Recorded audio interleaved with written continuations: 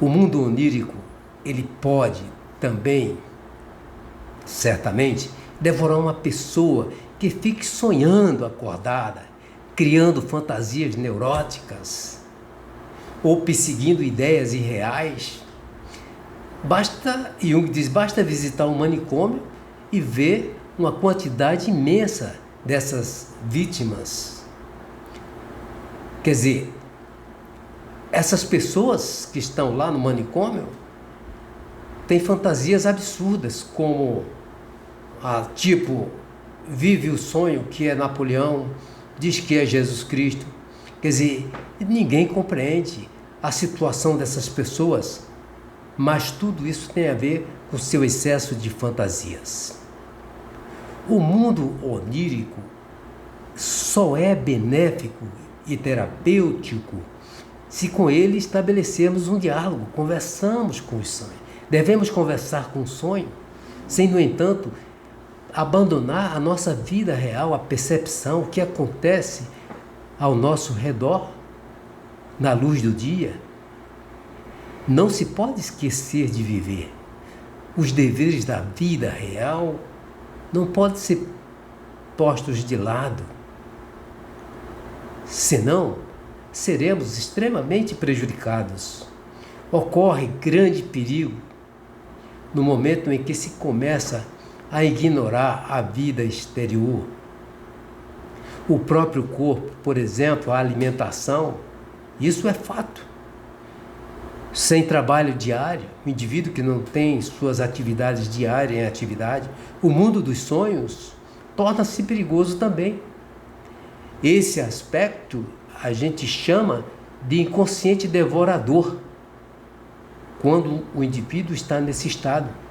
Ele é capaz de nos arrancar da realidade e de nos encerrar numa realidade neurótica ou uma psicose.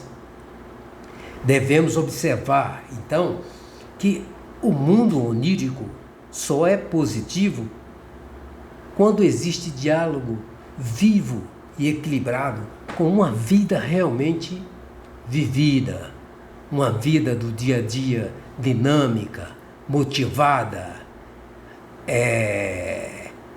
totalmente baseada no sentido da vida.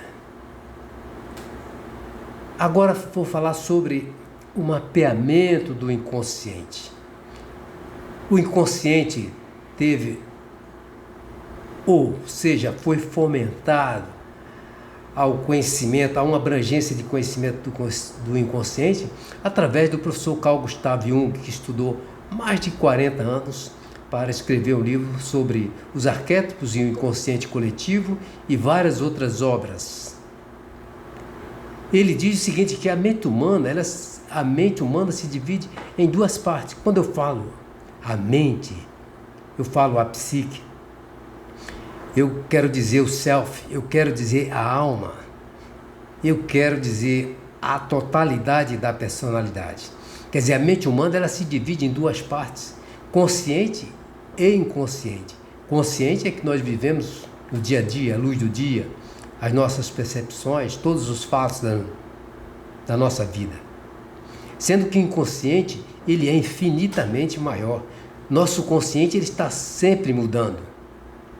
Aquilo que é consciente, por exemplo, está sempre mudando e no momento pode ser inconsciente no momento seguinte. Quer ver um exemplo? Uma súbita incapacidade minha, sua, de lembrar na hora que você está fazendo apresentações de amigos no trabalho ou numa viagem, você esquece o nome do amigo que você vai apresentar. Logo um tempinho atrás você lembrava, mas você esquece. Isso é normal. E às vezes você precisa passar o número de um telefone para uma pessoa conhecida e esse telefone você tem há anos. E na hora que você vai passar o telefone, você não lembra. A informação, ela está na cabeça, mas fica presa no inconsciente. E a força de vontade não basta para torná-la acessível. Ok, pessoal? Então, para tornar acessível a consciência, né? A grande descoberta da psicologia profunda, da psicologia analítica, é que 5 vezes por noite, a parte inconsciente da psique, ela é retratada nos sonhos. Jung diz que a gente sonha também durante o dia.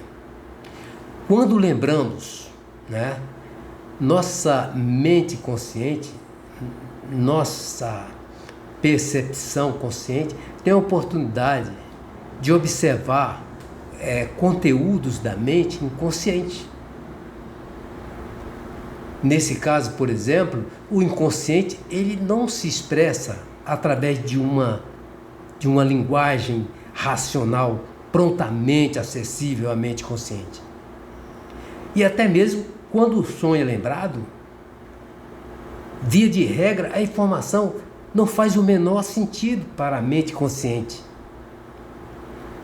E não é fácil interpretar sonhos. Não é fácil. Você precisa conhecer de alquimia, de mitologia grega, de símbolos. Tem que ter base e afastar, declinar da interpretação literal. Tem pessoas que têm um sonho e levam para o lado pessoal. Acorda realmente desesperada, achando que a mulher que viu no sonho é fulana, é cicrana, e na verdade é ela mesma, é a sombra dela. Um sonho, ele revela o inconsciente sob forma de imagens, metáforas, símbolos. Símbolo é a linguagem. E a linguagem, os sonhos, eles costumam ser confrontados altamente subjetivos e pessoais, nos quais o ego, durante o sonho, ele sente emoções que vão do medo à alegria súbita. Você pode acordar gritando de medo e você pode acordar sorrindo. Até grandes explosões de risos pode acontecer quando você acorda.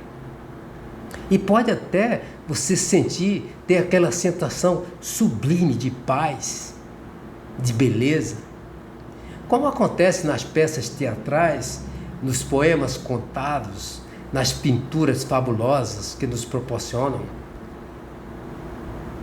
Pessoal, a linguagem dos sonhos transmite o poder e a sutileza tanto dos sentimentos como do pensamento racional. Os sonhos revelam o inconsciente de uma pessoa.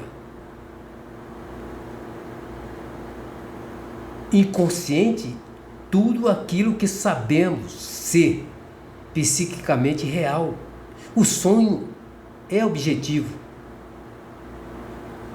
O sonho é objetivo, é real. O sonho, como eu falei no começo da palestra, da aula, o sonho é natureza. Jung prefere o termo inconsciente, porque existe o consciente e a consciência juntos, formam a totalidade da personalidade, da alma, da psique. Jung chamou de inconsciente porque ele diz que não diz nada no inconsciente, diz apenas que não é consciente, pois sabemos, apenas que há fenômenos psíquicos que se manifestam através dos sonhos. Você não vê o que acontece no inconsciente coletivo. Sabemos que gestos involuntários, lapsos da fala, alucinações ou fantasias são eventos psíquicos que não ocorrem materialmente. Ocorreu ou ocorre enquanto evento psíquico, porque é um fenômeno, é um conjunto de eventos psíquicos não conscientes e que chamamos, assim como Jung chama, de o inconsciente. Ok, pessoal? Ainda nesse tema, Jung diz que a mente, ou a psique, compõe-se de vários complexos. Os complexos são os motores da psique, como diz a professora Von Franz, são como diferentes núcleos que impulsionam e vitalizam a psique. Por exemplo, Se você sente, por exemplo, entediado, cansado, aí de repente algo lhe interessa e você se envolve, aí pode ver que um complexo ele foi tocado. Os complexos são simplesmente os centros de energia da psique, ok? E os sonhos, ainda nesse tempo, os sonhos, os nossos sonhos, eles revelam a mente inconsciente. As figuras dos sonhos personificam algum aspecto da nossa personalidade total. Algumas figuras da estrutura da psique, que Jung chamou de arquétipo, foram denominadas como persona. Persona é aquilo que a gente vive no dia a dia, a máscara que nós vivemos no dia a dia. A sombra é que vemos durante o nosso sonho como nós próprios, a mulher que vê a mulher durante o sonho é sua sombra, o homem vê o homem durante o sonho é sua sombra. A ânima, que é a parte feminina do homem, o ânimos, que é a parte masculina da mulher, e o self, que é o grande arquétipo mais importante, o ordenador, o coordenador da psique, ele que faz acontecer tudo. O self é quem manda as cartas para os sonhadores. A professora Von Franz, ela diz que o self manda as cartas para os sonhadores, que as cartas nada mais são do que os sonhos. Então, pessoal, ainda sobre as sombras são pessoas do mesmo sexo do sonhador. Isso que aparece em seus sonhos. São os aspectos inferiores ou opostos ao ego do sonhador. A sombra, ela pode personificar nosso lado inferior, nosso melhor inimigo. Pode ser também apenas nosso outro lado que aparece no sonho. Ok? Por outro lado, observamos que a figura do inconsciente, as figuras do inconsciente, chamadas de ânimos e ânima, isso quando os homens aparecem nos sonhos das mulheres e mulheres nos sonhos dos homens, como eu falei anteriormente, o professor Jung sustenta que o homem ele tem uma mulher interior, que é a ânima, e a mulher tem um homem interior, que é o ânimo. Por outro lado, observamos que possui traços da estrutura fisiológica da feminilidade. O homem tem essas estruturas, como seios e mamilos, todos nós homens temos. E na parte da mulher nós podemos citar a parte de masculinidade, como seios e mamilos. Na mulher podemos citar como parte de masculinidade o clitóris. Nesse caso, o mesmo vale para a psique. Nosso corpo é predominantemente masculino ou feminino, embora contendo em si o elemento oposto. Mas também nossa psique podemos tratar dessa forma. A nossa psique, ela é predominantemente masculina ou feminina. Jung cita características do ânimo da mulher, por exemplo, como ações brutais com certa, por exemplo, certa agressividade, críticas severas, né? Até mesmo ele cita mulheres muito, muito femininas que têm uma masculinidade secreta sob a forma de uma teimosia incontrolável que nada consegue conter. Positivamente, a masculinidade de uma mulher é a capacidade de ter coragem, de desenvolver o intelecto e a espiritualidade. Ok? Jung cita o exemplo feminino do homem, que aparece nos sonhos como negativo. Jung cita a passividade, o mau humor nos homens. Em alguns homens também ele cita a vaidade, né? A vaidade exacerbada feminina. E como positivo, A feminilidade de um homem permite-lhe ser receptivo, capaz de ouvir e esperar, em vez de ter sempre que falar e decidir passar à frente para uma ação imediata. Ok, pessoal?